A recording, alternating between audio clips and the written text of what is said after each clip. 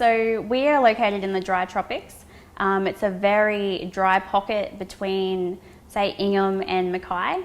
We get very seasonal rainfall, so our rain is predominantly in the summer months, and then for the rest of the year it's very dry. We don't get much rain at all from approximately April until January, which is why we grow such wonderful horticulture crops. The major soil types we have here in the local region are sandy loam and clay soils. So we've sampled approximately 4 farms today, taking soil samples in the surface 0 to 10 and then 10 to 60 centimetres at depth. What we have found today is quite an immense variation across different farms and within a farm, looking at the different soil types. All of the soil types that we looked at are suitable for agricultural purposes, growing of crops, etc.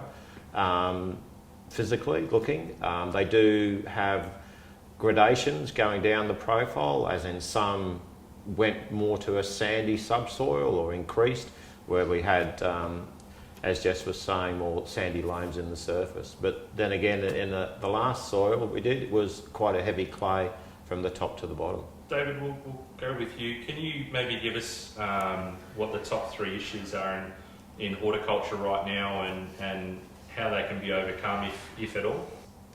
Top 3 issues. I mean, I just wrote down some brainstorming things previously, and some of these are probably not just locally, they are probably issues that I see in other parts of the state and other industries as well. In a lot of cases, irrespective of the industry, I mean, the nutrient rundown or imbalances is one of the major things that we see across all soil types. Sometimes we have excess nutrients just through people not really taking soil tests, or just through doing what someone did before, through historical applications.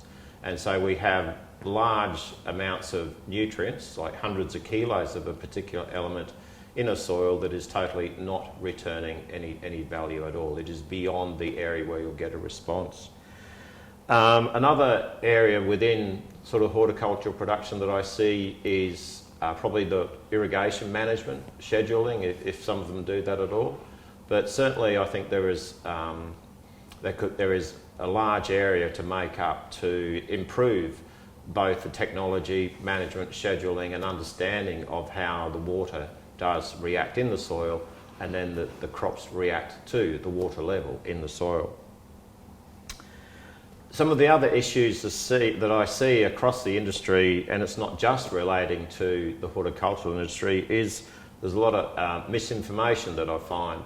People just saying things, or there's not a lot of science to back it up. There's lots of claims, and it's frustrating when you see these that they are not validated by good science at all. Other things that I would like to see, I suppose, improved is to do nutrient mass balances as more of a general practice, so people just do know the level of inputs going in, and then they can relate that to the level of outputs. We all know pretty much what the removals levels are, so it's not that hard really to work out inputs and outputs. They're probably the 3 main ones there, David. Okay. And are you seeing that at a local level as well? Definitely the water topic that David mentioned.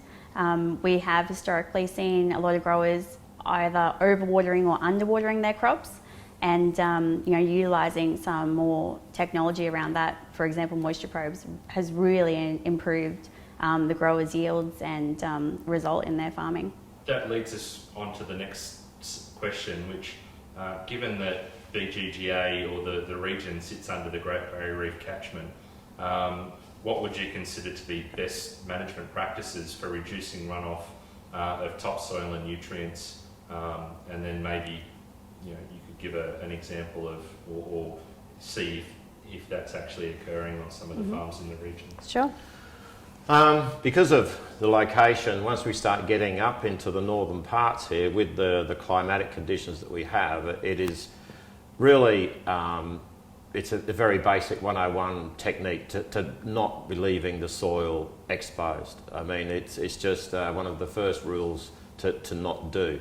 So whatever we need to do, we need to just make sure we have some cover there, preferably textbook numbers greater than 30-40% to achieve minimising the impact of rain, energy, erosion, etc.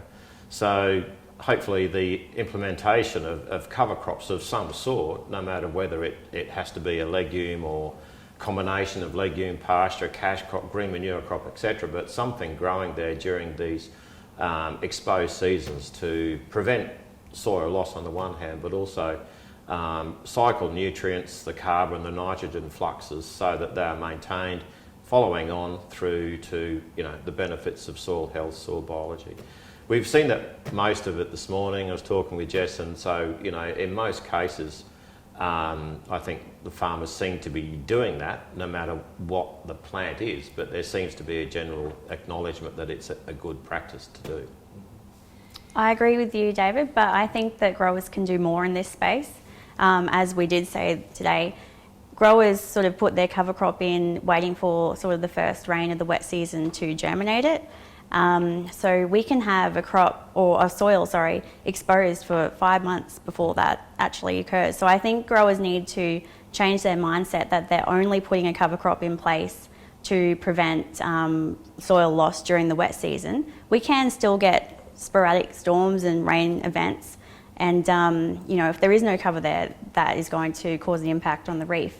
As soon as our horticulture crop is done, I think we really need to get in and put a cover crop in straight away, and there'll be many benefits to be found. So we've seen today that quite an array of plants are obviously growing happily, whether they be legumes. We saw peas growing, so whether they be those or combinations of grasses. So hopefully we have a good selection of legumes, grasses to promote, to be able to use in this space. Definitely. Yeah, I just think the biggest thing is longer periods of cover cropping is important. I think growers generally don't realise or understand how rapidly soil can be lost. Like all it takes is like a 50 mil rainfall storm, and there are, it's many tons of topsoil can be lost in a single 52-inch rainfall event. And this is your best quality soil from the topsoil, which is the most available carbon and nutrients, etc. is lost, and then it just takes hundreds of years then to try and regenerate that soil. Okay. In recent years, what changes have you both seen to soil health practices that have delivered productivity gains, and are these practices able to be implemented in our region? So for myself, from a ag chemical point of view or product point of view, there has been a lot of, microbes in a bottle coming through. We're using new products like Serenade Prime and others similar in that nature that are really improving soil health by putting beneficial bacteria and fungi back into the soil. It's not a fix as such, but it's just a helpful step in the right direction. I mean, we are, I think, in a general way, starting to understand and appreciate the incorporation or the cycling of nutrients that will come about by the addition of composts and manures and putting those back into the soil. We do remove large amounts of these nutrients, and I think as a general concept, people are starting to understand and see the benefits of cycling these nutrients, especially the carbon fluxes, nitrogen, soil health, etc., coming back into the industry. The more that we can promote that as a general management tool to be available as not to necessarily replace the synthetics, but also to be used in conjunction with the synthetics, I think will really help the industry. So from your experience, the answer is not putting more fertiliser and more product into the soil. It's more around precision and knowing the right amounts to be putting into the soil. Definitely. People will have a finite bucket of money to spend inputs for a crop, and it's how wisely you spend that money. More and more nitrogen is never going to be the answer to chase a target yield. We have to recognise that of all of the essential nutrients, and that's why they're called essential nutrients, the plant is going to need a balanced amount of each nutrient. Agtech is seen as the future of agriculture from your experience, Dave and Jessica, what are some of the technologies that could provide a benefit to the growers at an affordable price in our region? I'm really on the bandwagon of the moisture probes. I think that they are great value for money. Utilising that technology, you're saving water, you're saving nutrition that you're not flushing out of the root zone, and you're reducing electricity costs as well with running your pump. Moisture probes are not overly expensive, and as long as you know how to use them, you can get enormous gains out of that technology. One of the other technologies that we've got in the region now as well is drones that can take imaging of soil types and weeds and release beneficial insects. So that's another one that we really are promoting in this region, and the growers are using a lot. It's just supporting what Jess has said. I mean, I think also probably the need to make sure we have good drainage and level of some of the fields that we are using. It's a fundamental thing irrespective of the crop and the management, but it sort of underpins a lot of the other technologies that will then build on it, the irrigation and the management of irrigation. If we don't get the right slopes and drainage of the fields, I know it's a big capital expense in contrast to tensiometers, but as we've heard this morning already, it will pay itself off quite relatively quickly. And what about drones? So you're using much drone Very technology? Much. We're using drones more and more and more, and finding more and more valid reasons for using drones. We, in our trial work, just to assess pick up the subtle differences, nuances between treatments in trials, we're picking up, different chlorophyll colours, etc., within trials, etc. So we're using drones a lot more so now and basically, it's your imagination is what the limited use of drones will be going forward. The more apps we can, develop to use drones, yes. Yeah, drones definitely have a precision farming approach. They focus on the areas that are fundamentally flawed and provide potential solutions without having to get onto a crop, especially if it's just been inundated with rain. Climate change is a very serious threat to growers in our region. With temperatures increasing and more sporadic rainfall and salt incursion more prevalent for mineralised bore water, what steps need to be undertaken by growers right now to ensure that the next generation have a future in horticulture? Again, water. Water is everything. Don't use water that you don't need. Monitor how much water the crop requires and only apply that much.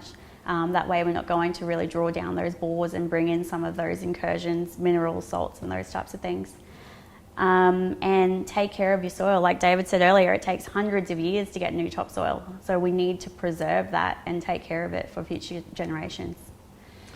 And just to add to what Jess has said, I think in general, if farmers can have a better understanding of the interactions between the soil, the water in the soil, and the plant that's using the water out of the soil. As we discussed this morning, there are times when you need to get the plant root system developed and established in the soil so it can forage, proliferate the root systems in the soil. We do not want a plant that's just going to sit in the top 10 centimetres.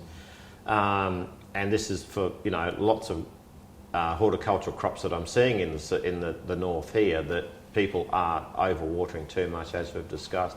So I think the understanding of when to stress, why to stress, would be beneficial. We were talking recently when we were inspecting a weather station about how hot the air temperature was, and some of the first seedlings that we planted were scorched and died. It was just far too hot. There might need to be an investment in overhead irrigation and those types of practices to prevent those times of death. We don't have any of that sort of infrastructure in the Bowen region at the moment, so I think growers need to be thinking along those lines and saving up money for that. We certainly do that, not in this area, but certain other horticultural crops when we're transplanting out, like avocado seedlings, and we're planting that into quite sandy soil, which gets quite hot also. That'll be 40, 50 degrees there. So we will water that soil prior, just to cool the soil down, before we will then transplant the seedlings into it, and then we will water them again after. You're only talking small amounts of water.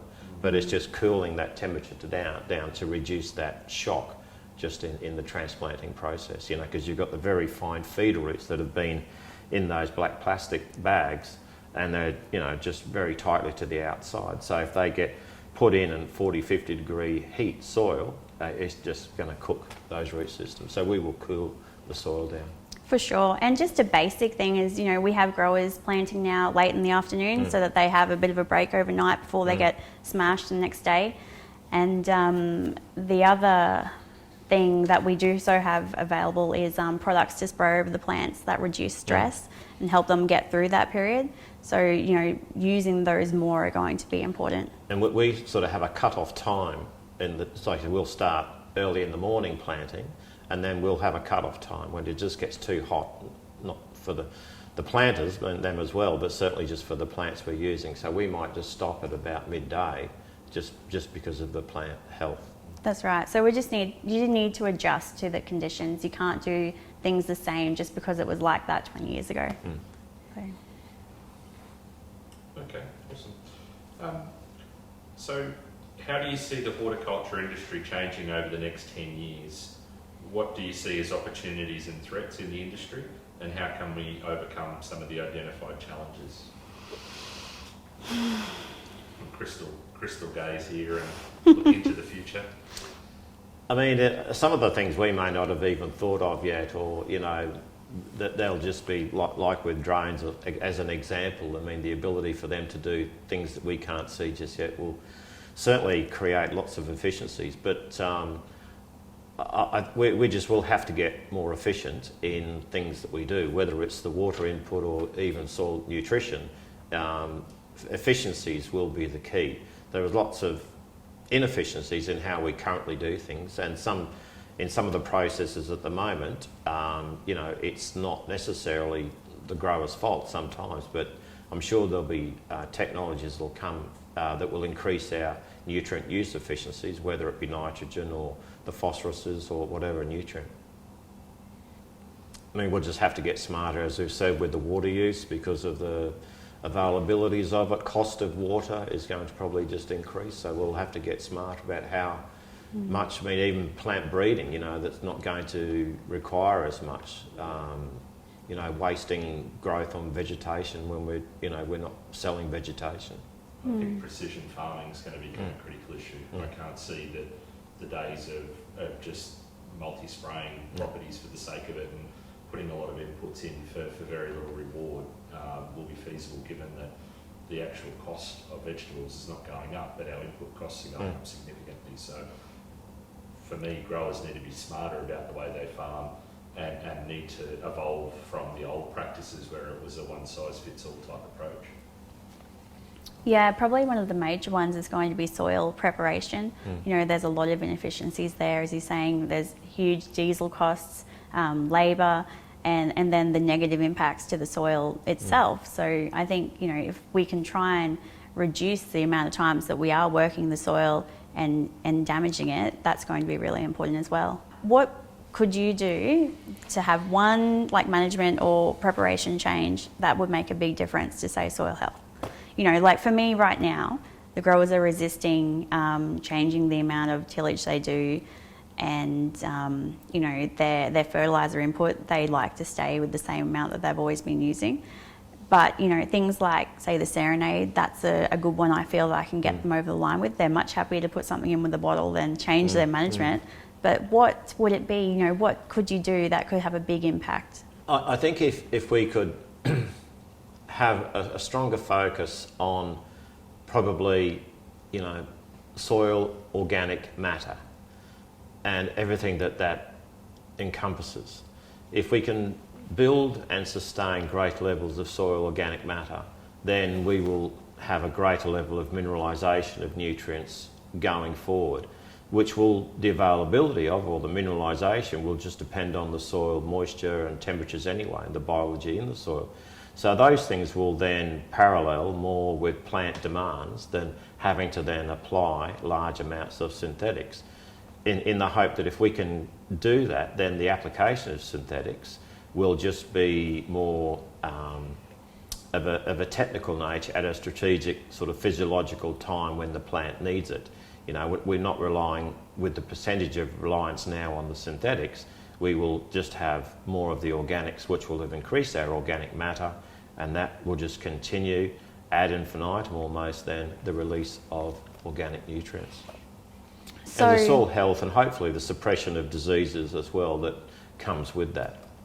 so would you suggest then that growers that are only using synthetic fertiliser, which is most of them, maybe bring in some some organic fertilisers as well, like chicken manure or something, mix that in with their blend? Yes, I mean it's a slow process, and it's the whole thing is a paradigm shift for the farmers, because you know they're used to the solubility of a bag of urea and the response that the plant will see within a matter of days or weeks of a bag of urea, but the responses that they're going to see from the transition or change more so to the use of organics is very slow, and it will take a few seasons to start changing the balance of the soil nutrients and the biology that will be mineralising those nutrients. It will take time for those things, but I think if we can transition that way, then, and as long as they're prepared to give a paddock a go, just one paddock out of all of those, they don't have to change the whole farm, and say just give it 5 years and see what changes can be made in a 5-year period. There are some growers that are currently mixing inorganic and organic fertilisers, but then there are a number of growers that say that they are wasting their money because the amount of nutrition in the organic compared to the inorganic is so low. But maybe we need to stop thinking about only the nutritional value and the other benefits that are there, like the organic carbon. In a lot of nutrients, and just to rehash an old phrase like oils ain't oils, same with the manures and compost, it depends on the raw materials that have gone in to develop the product. So you can get products that'll just be full of carbon with very low nutritive value, or you can get products that will have a very good balanced nutritive value for the whole plant. So we're not just supplying a soil structure, we're improving soil structure and as well as the nutrient balance in the soils. So if we can try and educate the general public about the importance of it, so from a recycling point of view of the community, then to the people who will produce the compost, and also then the end user, in this case being the farmer, so they can appreciate the dollar value, the economic value of putting that product in. And I mean, it will show, we will do it in a real life scenario of then dropping back these synthetic inputs, and where I've done it in previous cases, we have not jeopardised yield. So when you're saying compost, I know that that's not the same as a manure, but we don't really have access to any compost locally at the moment. It'd be great if we had someone take that on. And I know there are some farms that are doing it themselves, but there's none that we can really purchase. Would you also say that a chicken manure would be good enough to start this transition? I'm happy for you to use manures. If you don't have compost, you have manures, I'm happy to start there with the carrot being using compost further down the track, because just from a disease point of view, pasteurisation, preventing weed seeds coming into your place, and just your own soil health and disease profiles. But if we've got good enough quantities of good quality manures, I'm happy to start there. So the world of mulches and compost, I think, is worth talking about. Based on your experience over the last 10 years, 15 years, do you see a shift towards more biodegradable mulches and manures, or is the PE mulch still the prevalent sort of mulch across the industry, and how can we encourage growers to move into something that's a little bit more sustainable long term? So I fully support compostable mulches. I think that they are the way that we need to be moving. Just from a labour point of view as well, it's so much easier just to leave it there and walk away. I couldn't think of anything worse than having to go at the end of the season and collect all that up, particularly if you've had, you didn't make any money on that crop. So I'm fully supportive of the biodegradable or compostable mulches. The only problem that we have at the moment is they are still so expensive. So, but I think the way to overcome that, or the only way to overcome that, is that more people start using them. You know, the more population is using it, the less the cost will be. So I'm not sure how we push growers to take this technology on. Some of the companies have been, you know, supportive by giving them free rolls to trial. But there may need to be some grants or something to, you know, get growers on board, let them try it on their own farm and just see the benefits for themselves. Yeah, so most of the horticultural space that I've, in tree orchards, etc., we're not dealing with the plastic mulches as such, so we don't have that issue. But what I do see in the horticulture is just plastic from, as I say, contaminants, bottle tops, you know, plastic bottles, sand shoes, thongs, etc. And, you know, we all know that they are not compostable plastics, so they are just going to be remaining in the soil along with the bricks and concrete and wires and etc. etc. So I think with the new reef regulations that are coming out in 2014, there should be an emphasis or a driver in that to actually encourage growers to move away from the PE mulch and into something that's a little bit more sustainable. Definitely, David. So just for example, a couple of years ago, there was funding to help growers with their water use efficiency. And, you know, a lot of growers took that on and we got really good results. And that was where all the moisture probes sort of started in this region. So funding goes a long way and it will help them change their practices a lot quicker than if it was just, you know, us telling them that they should do it. yeah. There's a lot to best management practice in terms of soil health. How do we educate our growers to actually take more of a holistic approach to that soil management by better understanding, you know, the nutrient requirements and when to fertilise, when not to fertilise, when to water, when not to water? What resources are out there to help educate the growers with those aspects?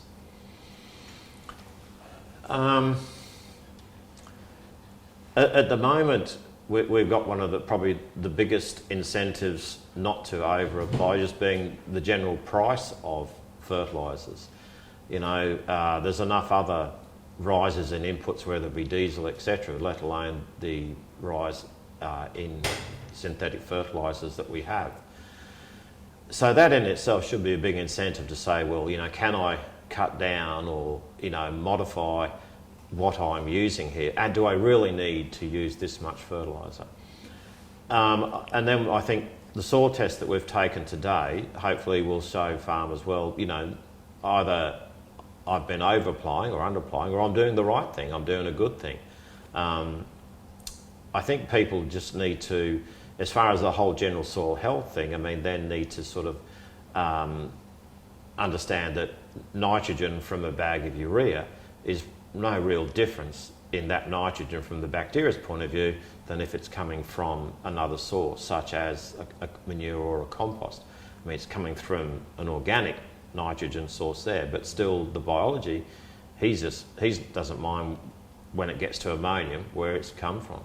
So just to make ourselves a bit more available to the different options that we're getting of just waste, recycling of waste now. I mean, I think we just need to broaden our minds of it's not just urea out of a bag. We can get, you know, the nitrogen from other sources there, whether it be from the cover crops that we've been speaking about, you know, the components, the legume components and that, which in some cases, you know, can contribute 10, 20, 50, 60, 80 kilos of nitrogen per hectare.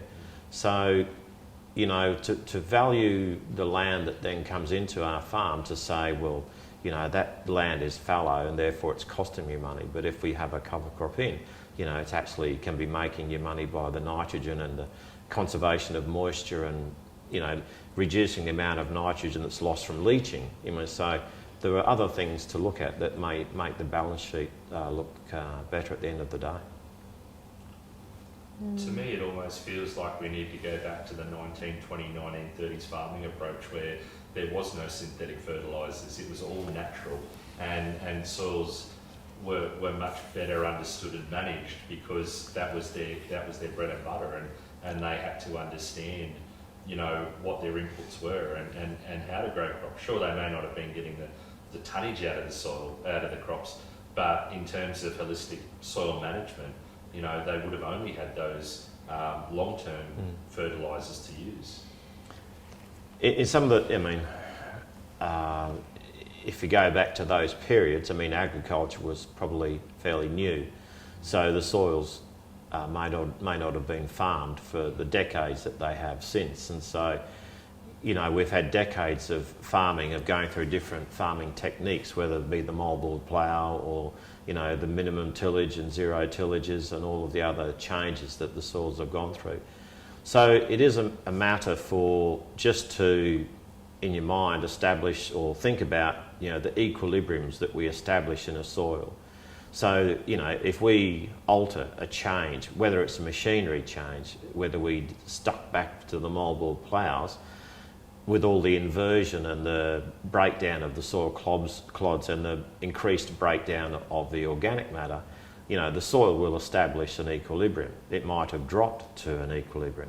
But now, you know, hopefully with our better thinking and, you know, availability of products, we can just increase that to a more sustainable equilibrium. But we need to establish an equilibrium that is in a sustainable level for our markets today and going forward. So even though our target yields have probably come up a lot, and we need more target yield now to justify and exist, we still have to have the relevant inputs and just have to apply it smarter. We don't have the available land to rotate as we used to. You know, people would have it and go to pastures, there'd be cows, there'd be pigs, whatever. But now we're pretty much locked into you're a farmer, and we don't have the land's too valuable just to be left fallow for a couple of years or put back to, you know, a pea crop or something like this. We've got to really make it count. So I guess, you know, what you're saying is we have to really take care of it because we don't have any new stuff coming through, and the stuff that we are using in this region is 100 years old. It's been used for 100 years, over and over and over. So we need to, you know, put those good things back in, which has, I think, been lacking for a very long time. You know, the decreases in the soil structure and health and resilience have been topped up with more fertiliser, more inputs that we're able to add, but eventually that won't save us either. So I think we need to start to really take care of it now before we get to that tipping point. Yes, I mean, we just need to, you know, if this is our current equilibrium, I think we need to be at another equilibrium just up there to recognise, as you say, if the structure and those other physical parameters of the soil have been affected, then we probably need to look at ways and means of rectifying that in a sustainable way so that, you know, for everybody's children and the other generations coming along, that the soil is, you know, going to be just as healthy and productive.